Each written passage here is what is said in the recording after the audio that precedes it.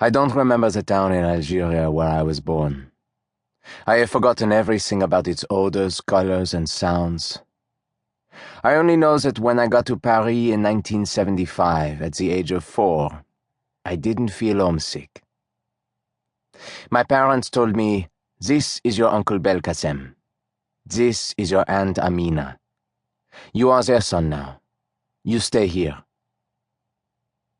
The kitchen of their tiny 2-bedroom smelled like couscous and spices, like it did at home. We were just a little more crowded, especially since my brother, 1 year older than me, also came with the package.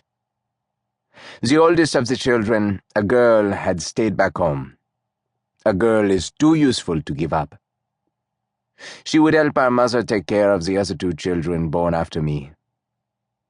That way, there'd be 3 Sellou kids in Algeria, and that was enough.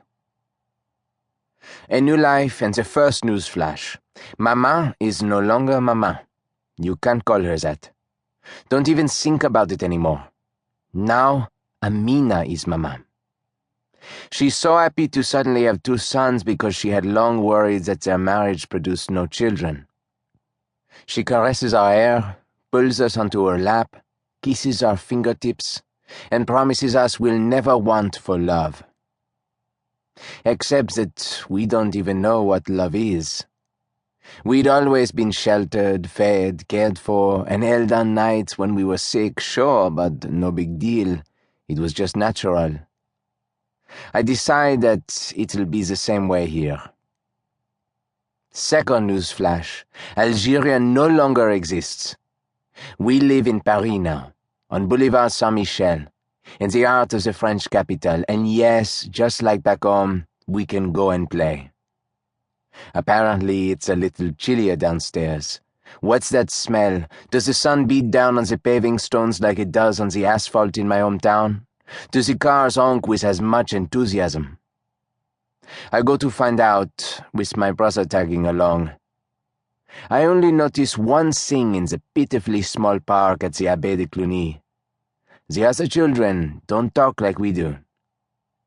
My brother, the oaf, stays glued to me like he's afraid of them. My uncle, the new father, reassures us in our native language. We'll learn French soon enough at school. Our school bags are ready. You're getting up early tomorrow, kids. But that doesn't mean you have to go to bed when the hens do. At home, the hens never go to bed. At home, Uncle. But where is home? In Algeria? In Algeria, the hens don't go to bed, right, Uncle? Well, they don't go to bed as early as they do in France. What are we now, Uncle? Where is our home? Your chicks from Algeria on a French farm. Third news flash.